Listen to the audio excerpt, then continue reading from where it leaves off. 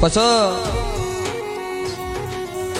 12 મહિનામાં 2 તહેવાર એવા આવે છે કે જેને ભૂખ હોય ને એને વશમાં વહુ આવે.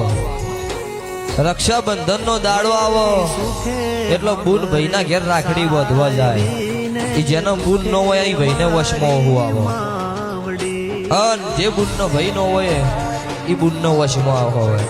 બીજા નંબરમાં બીજો દાડો એવો હો ભાઈ બીજ નો કે બુન ના ઘેર ભાઈ જાય.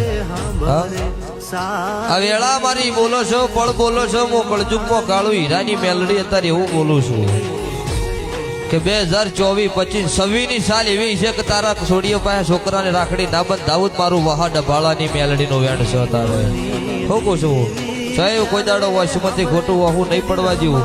હર મારા મેલડીના રોમ બોલો છો કે પછી